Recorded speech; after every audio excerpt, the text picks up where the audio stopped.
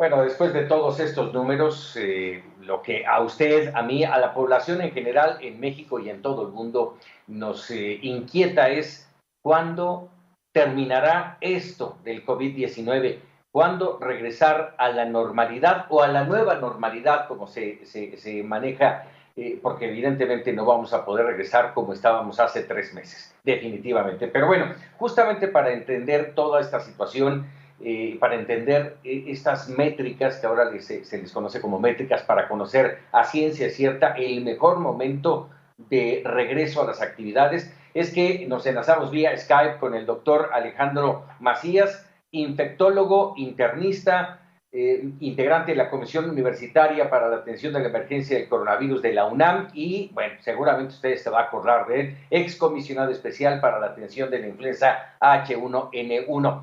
Doctor, un gusto saludarte. Muy buenas tardes. Hola Paco, buenas tardes. Gusto de estar con tu auditorio. Buenas tardes. Muchísimas gracias. A ver, de entrada, primero te preguntaría, y lo hago en la idea de entenderlo ayer en la noche cuando daba yo a conocer esta información, le decía a la gente, a ver, no lo crea del todo. Ayer el doctor Hugo López Gatell dice, ya está aplanada la curva. Y eso a mí en lo personal como periodista me dice, bueno, ya acabamos el problema, ya se acabó el problema. No, absolutamente no. Todo lo que quiere decir eso es que simple y sencillamente hay más, la curva está más chata de lo que hubiera sido si no se hubiera hecho algo. Eso es lo que quiere decir. Ahora, ¿qué tan chata quedó? Tenemos que estar viendo que los números ya no aumenten progresivamente. El número de casos nuevos y yo diría particularmente el número de muertos, que ya no estén aumentando progresivamente. Ese será el momento de decir, bueno, ya llegamos a una meseta. No quiere decir que ya hemos terminado, pero ya se ve un poco más lejos, ya se ve un poco más la luz al final del túnel. Eso mismo dijo el presidente el fin de semana, ya se ve la luz al final del túnel. Pero bueno, lo importante es que no hay que relajar para nada las medidas para evitar la propagación del virus, eso es importante. Ahora, en este tema de las métricas, doctor, yo te quisiera preguntar, me llamó mucho la atención un artículo presentado en estos últimos días en el Washington Post de los doctores Jeremy Samuel Faust y el doctor Carlos del Río, en el que hablan de que las métricas para regresar con normalidad tendrían que estar fundamentadas en algo que ellos llamaron el exceso de mortalidad. ¿Lo entiendes tú? Sí, son indicadores. Igual puede ser ese que el número de casos nuevos o los números de casos que están reportando el laboratorio. Exceso de mortalidad quiere decir que si históricamente, digamos, para el mes de, o digamos para una semana definida, para la semana en la que estamos en este momento, que sería como enero, febrero, marzo, abril, mayo, la quinta, del quinto mes, la segunda semana del quinto mes, ha habido históricamente tantos muertos. Y este año, contra ese histórico, hay tantos más. Eso quiere decir, sí, contra el histórico de los últimos 5 años, por semanas. Y entonces se mide, puede ser por ciudades o por países, y se puede decir, bueno, nos sobran tantos decesos que no debían estar de acuerdo al promedio histórico, y esos son el verdadero número, porque muchos de los que están registrados son los que tienen un diagnóstico, pero hay gente que fallece con otro diagnóstico, pero que también tenía COVID.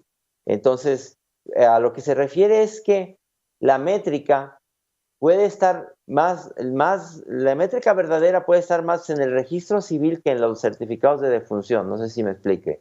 Y que sí. esa es una de las métricas. Además, otra podría ser, por ejemplo, para el secretario de Salud, decir que están llenos los hospitales o que están llenas las terapias intensivas, que no es momento para salir todavía porque ya no hay lugar en las terapias intensivas, o alguna otra métrica que puedan determinar como un valor que sea inclusive mejor que los resultados de los certificados de defunción, porque ya sabemos que no toda la gente que fallece con la enfermedad va a estar registrada en un certificado de defunción. Así es. A ver, dime una cosa. Esto nos daría más certidumbre que el tan politizado, y además tú lo usaste muy bien, el método Centinela, nos daría más certidumbre de en qué momento nos encontramos.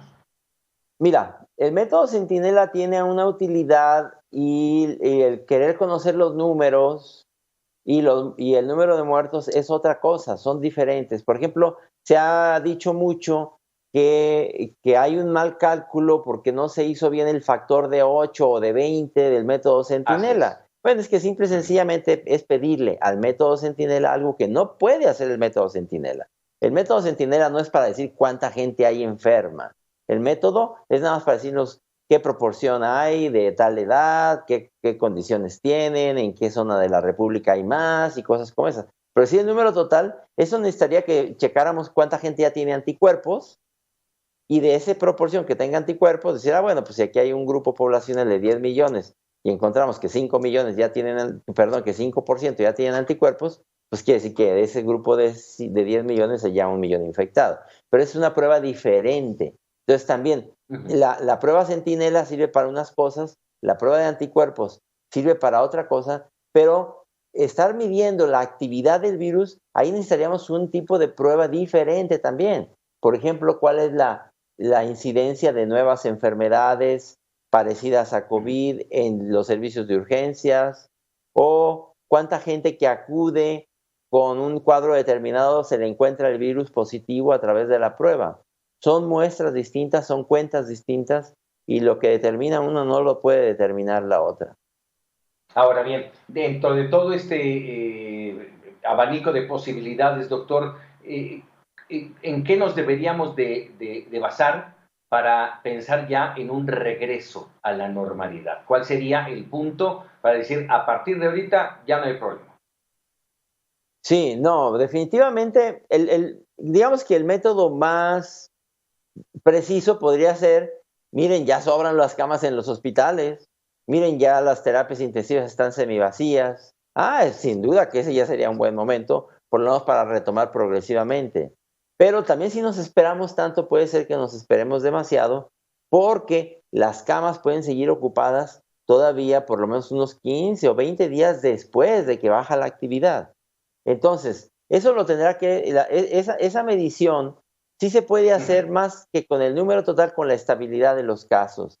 Decir, bueno, aunque haya un error en la medición, si está haciéndose la misma medición y estamos viendo que los días en términos promedio van aumentando casos y números de muertes, pues quiere decir que todavía está para arriba y no hayamos llegado a una meseta. Eso se dice un poco más de manera retrospectiva. Decir, a ver, mira, ya tenemos 15 días en los que los casos no van para arriba. Los casos ya están en promedio donde mismo. Quiere decir que ya estamos en una meseta y esperamos que ahora sí empiece a bajar. Y cuando ya veamos ese declive de casos nuevos en relación con los de las semanas anteriores, quiere decir que ya está bajando también el virus en la comunidad y podemos empezar a aflojar un poco. Definitivamente no hemos llegado a eso todavía, Paco. ¿Y se ve pronto? Yo creo que no. Yo creo que lo estamos viendo todavía. Nos faltaría buena parte de mayo y creo que principios de junio. No veo yo que fuera antes de principios de junio. Ahora, hay una cosa, no necesariamente es lo mismo en todas las ciudades. Esto es como una guerra contra un virus. Lo difícil no fue entrar, eso lo determina inclusive un decreto presidencial donde dice todos se van a cuarentena, todos hacen esto. Pero decir salir de esto, eso no va a poder ser una orden federal, Paco. Eso lo van a tener que ver de los distintos gobiernos, los distintos estados, inclusive las distintas regiones. Por eso, mucho de esto va a tener que ser ordenado, paulatino, pero regionalizado, inclusive también sectorizado. No es lo mismo que vuelvan los niños a las escuelas a que vuelva la actividad de la industria o de los espectáculos o del comercio. Eso dependerá mucho de cuál es el estado de cada una de las regiones y de los sectores de la economía. Esto de regionalizado genera preocupación porque puedes decir, a ver, ¿sabes qué? Por ejemplo, el estado de Jalisco puede regresar ya a la normalidad y el resto del país no hay riesgos de contagios. Sí, puede ser que así sea, que digamos que el gobernador de Jalisco, puesto que está midiendo, es el capitán de esa nave, que es el estado de Jalisco. Su copiloto es su secretario de salud. Y su instrumento de navegación, pues son las cosas cómo están los hospitales, qué tan llenos están, qué tantas pruebas están saliendo positivas, qué tantas está haciendo. Entonces, De eso mucho va a tener que ser regional. Y perfectamente puede ser que el estado de Jalisco esté listo para salir paulatinamente, cuando que otro estado, qué sé yo, Veracruz, está intensamente todavía la actividad del virus y no puede salir. Y eso lo determinará el gobernador del estado de Veracruz. Desde luego, puede estar en coordinación con la federación, pero la federación no puede dar una orden generalizada, porque la realidad del país va a ser muy diferente. Y eso será seguramente por los meses venideros también. Regresando un poco a este tema del exceso de mortalidad, doctor Alejandro Macías, cuando leía yo este reporte, este artículo del Washington Post, me quedó la duda, porque durante varias semanas se estuvo mencionando el tema de la neumonía atípica y del incremento que había tenido la neumonía atípica comparado con otros meses de otros años, el incremento que había tenido. Es también de esa forma en que se puede medir cómo está el COVID-19. Claro, si en este momento, por ejemplo, no hay ningún otro patógeno, ya sea un virus o una bacteria, ningún otro, que sepamos que está atacando esto de manera desproporcionada, pues obviamente que en este momento quien acuda con fiebre y tos y en la radiografía le encuentran una mancha de una neumonía, pues eso es COVID-19 con una muy alta probabilidad, tenga diagnóstico o no tenga diagnóstico, tenga prueba o no tenga prueba de laboratorio. Y a eso te puedes referir también cuando dices, bueno, es que las neumonías atípicas, que se van como diagnóstico de neumonía atípica, pues muy probablemente muchas de esas son COVID-19. Eso no sería lo mismo en enero, porque por ejemplo en enero puedes decir, bueno, es que eso también puede ser influenza. Entonces ya no sabes cuál de las dos es. Pero en este momento, aquí y ahora, mayo 6, 7 del 2020, no hay actividad de influenza, no hay nada más que lo explique. Bueno, pues el que tenga fiebre, tos y una mancha en la radiografía, pues ese tiene COVID, aunque no tenga prueba de laboratorio. Doctor Alejandro Macías, muy buenas tardes. Le saluda con gusto Berenice Trujillo. Entonces, con estos datos que nos está dando, donde tendríamos que estarnos fijando en cómo está la ocupación hospitalaria, en cómo está el número de casos y que haya una meseta. Si llevamos esta meseta por un tiempo y empezamos a bajar, ¿qué pasa entonces con el recontagio del que se ha estado hablando, de esta ola de recontagio que podría arrancar probablemente en octubre? ¿Cómo tendríamos que hacer las mediciones hacia esa época? Sí, es que esto va a ser un continuo, de un poco como en las fiestas. Toca la orquesta, te levantas a bailar. Digo, yo no me levanto porque no soy bueno para bailar, pero quienes hacen eso, toca la orquesta, se levantan a bailar, deja de tocar la orquesta, pues se vuelven a sentar. Un poco que va a ser así, porque va a ser mucho de cómo está la autoridad midiendo la actividad. Y va a decir, a ver, ahorita pueden volver aquí, pueden volver acá, y determinado momento, imagínate, por ejemplo, que tu secretario de salud te diga, oiga, señor gobernador, fíjese que ya están yendo los hospitales, ya se nos sacaron otra vez las camas de terapia intensiva, ya habíamos vuelto a la normalidad, pero resulta que las pruebas, el 80% están saliendo positivas, pues será momento de decir, ¿saben qué? Ni modo, vamos a tener que volver a hacer estas acciones de distanciamiento, estas acciones de cuarentena. Así es la cosa, la vida es primero. Muy probablemente así va a tener que ser, pero obviamente, nuevamente, eso no va a poder ser una orden federal para toda la República. Eso se va a tener que regionalizar, lo van a tener que hacer los gobernadores, sus secretarios de salud, sus autoridades municipales. Y aquí se va a ver cuáles autoridades municipales y cuáles gobernadores pueden con el paquete y cuáles no, porque definitivamente la realidad los va a abrumar en caso de que esto se active regionalmente, como es lo más probable. Vamos, por lo que estás diciendo, doctor, este virus no se va a quedar en paz en un buen rato hasta que no encuentren evidentemente una vacuna y se encuentren formas de aislarlo. En este sentido, yo te preguntaría, 17 de mayo, 31 de mayo, regreso a las actividades, ¿es factible? A mí me parece que es demasiado pronto. Puede ser algunas actividades. Mira, por ejemplo, me han dicho, bueno, ¿por qué no vuelven los futbolistas por lo menos a jugar en estadios cerrados para que la gente tenga algo que entretenerse y no estar viendo ligas electrónicas, que eso es un absurdo, ¿no? Bueno, a ver, yo creo que eso podrían hacerlo si hicieran las mediciones. A ver, ¿por qué no los encierran a todos en una ciudad? Los ponen en hoteles y les estás haciendo pruebas de laboratorio, los llevas a jugar y los devuelves a su hotel, y así por lo menos tiene la gente que ver algo en la televisión. Eso es perfectamente factible si hacen las cosas como Dios manda. Si no, si los quieren mandar a jugar así nada más, no, pues va a ser un enfermadero. Pero si se adelantan y están haciendo la medición y están viendo que los que tengan síntomas y los prueban, los sacan en cuarentena y los demás los dejan jugando, eso lo pueden hacer. Depende de cómo hagas las cosas. Todo es posible, depende hasta qué extremo quieras llevar la vigilancia y el uso de las pruebas. Pero esto que está diciendo precisamente me llama mucho la atención, doctor. Estamos hablando de un ejemplo de un equipo de fútbol, pero en México son 0.4 pruebas por cada 1,000 habitantes aproximadamente en porcentaje. En realidad nos está haciendo falta hacer más pruebas para realmente saber cuál es la medición. ¿Podemos creer en las cifras y en lo que nos está diciendo el gobierno o hace falta tener más, ser más certeros y tener más pruebas para realmente poder saber cómo va la curva? Sí, yo sí creo lo que dice el gobierno, digo, los datos que muestran esos son. Lo que sí creo también es que nos falta hacer más pruebas, porque no hemos hecho las suficientes. Y vamos a decir, la prueba te va a dar un número de enfermos. Bueno, ¿para qué quieres saber con exactitud cuáles son? Pero es que la prueba no es nada más para saber el número de enfermos. La prueba también será para ir después poder volviendo a la normalidad paulatinamente. Estoy dando el ejemplo de los futbolistas, pero igual puede aplicar para los fabricantes de calzado aquí en León, Guanajuato, donde yo vivo, o la industria automotriz que quiere volver a meter a 1,000 personas dentro de una nave industrial. ¿Cómo le va a hacer si no está midiendo? ¿Y quién le va a dar ese servicio?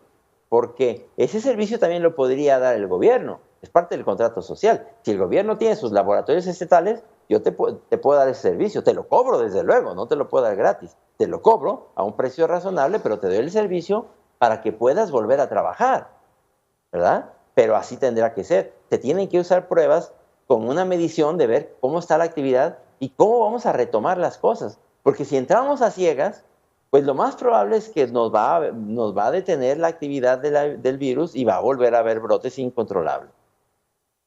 Dime una cosa, tú tuviste tu propia pandemia, la influenza H1N1, otra dimensión, otro concepto, otro momento en la vida de México y del mundo, pero hoy ¿cómo ves la planeación, el trabajo que está realizando el gobierno federal con respecto al coronavirus? A muchos nos sentimos intranquilos, inseguros, sentimos que hay improvisación. ¿Tú cómo lo ves? Mira, hay que decir una cosa, y eso no es culpa del gobierno actual, que México ha invertido muy poco en salud y que ya los sistemas de salud estaban deteriorados en México y que la inversión en salud había sido muy pobre desde hace algunos años y también en esta administración, ¿por qué no decirlo? Entonces, ya la salud no era fácil de manejar en los hospitales, por ejemplo. Ahora, sobre eso hay que decir que con lo poco que había y la poca inversión que existía, el trabajo que se ha hecho es muy bueno, no solamente de la autoridad de salud, yo diría muy por delante de todo el personal de salud que se la ha, como se dice vulgarmente, se la ha rifado y han puesto en vilo su propia seguridad. Entonces, el trabajo que se ha hecho es muy bueno, pero hay un límite. El límite es la intensidad con la que entra el virus. No es fácil, imagínate, reconvertir tú un hospital. Te pongo, por ejemplo, el hospital de nutrición, que se dedica a 50 de especialidades diferentes. Y de repente, sí, eso se acabó, señores, de la noche a la mañana van a haber solamente COVID y toda la gente se va a dedicar a eso. Y vamos a reconvertir así 1, 2, 3, 5, 10 hospitales. No es nada fácil, hay que dar el crédito a la autoridad por eso que se está haciendo, que es de veras un esfuerzo muy grande, y al personal de salud no se diga. Ahora, sobre de eso, sí es verdad que hay que hacer más cosas. ¿Qué tipo de cosas, doctor? Mira, yo creo que hay que planear mejor también cuál va a ser. Primero, hay que incrementar las capacidades todo lo que se pueda, porque todavía se van a necesitar. No sabemos, por ejemplo, en las ciudades donde entre con intensidad, cuánto más nos falta. Pero luego también, ¿cómo vamos a salir de esto? Yo sí creo que hay que voltear a ver al Instituto Nacional de Referencia Epidemiológica, que es el laboratorio central, digamos, darle todos los recursos que se requieran para trabajar, incrementar el presupuesto de los laboratorios estatales de salud, que hay uno en cada estado, y trabajar ya con ellos para que ayuden a través de las pruebas a planear cómo volver paulatinamente y de manera ordenada a la normalidad en los distintos sectores y regiones del país. Pero para eso se necesita un gran esfuerzo de diagnóstico de una infraestructura que sí tenemos. Simple y sencillamente hay que dotarla. Yo creo que eso sí está faltando.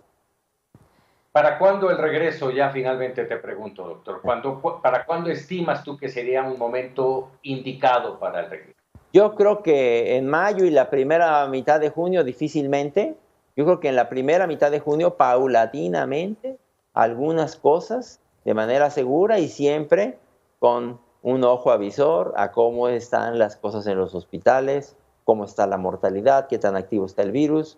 Yo no creo que, por lo menos, por ejemplo, en Ciudad de México, habrá distintas realidades en el país. Yo aquí mismo en León, donde no está muy intensa la actividad, he dicho también, si aquí el gobernador del estado empieza un trabajo muy intenso con el laboratorio y los distintos sectores, a lo mejor aquí en León podemos abrir un poco antes. Por lo que te digo, eso puede ser regionalizado. Dependerá de la actividad de cada comunidad. Porque recordemos que la mayoría de la gente no va a tener un problema grave. La mayoría de la gente va a tener un problema leve. Esto todo lo estamos haciendo por el bajo porcentaje, por la baja proporción de gente que se puede poner grave, por preservar su salud, por preservar su vida y por preservar la integridad de los hospitales, de la salud pública y luego de la gobernanza de regiones enteras del país. Para eso es lo que estamos haciendo todo esto. Hoy tenemos un acumulado de 26,000 contagiados positivos en el país. Y apenas estamos entrando, habían dicho que el día 6, no, ahora dicen que el día 8 de mayo estaremos entrando al pico. ¿Cuántos esperaríamos que se contagiaran? Mira, de acuerdo con las experiencias, a ver, por ejemplo, lo que está pasando en Nueva York es que la primera ola no se redujo hasta que no se contagió alrededor de 15 a 20% de la población. Entonces, tú me dices, si en México, ojo, si esto se reproduce, si en México va a pasar lo mismo que en Nueva York, que es muy probable, es una zona conurbada de 20 millones de habitantes, igual que todo el estado de Nueva York, y allá se infectó el 15%, pues eso quiere decir 3 millones, tan solo en Ciudad de México y su zona conurbada. Ahora, no sabemos si ese va a ser el mismo patrón en toda la República. Yo te aseguro que en estos momentos hay regiones del país en donde difícilmente hay 1 o 2 pacientes en los hospitales, porque en esas regiones hay poca actividad. Y esas regiones podrían retomar paulatinamente ya la actividad, pero para eso, otra vez, necesitamos que cada región tenga su medición, porque ya no vamos a poder depender de una medición central, eso no te lo va a dar. La fineza que necesita eso no te lo va a dar ni la vigilancia centinela. Eso lo va a tener que ser el gobernador, su secretario de salud, sus autoridades, sus presidentes municipales y una muy buena coordinación regional. Doctor Alejandro Macías, agradecido de estos minutos para Mega Noticias TVC. No será seguramente la última, te estaremos dando lata. No hay ningún problema, Paco, Berenice, que estén muy bien, gusto de estar con su auditorio.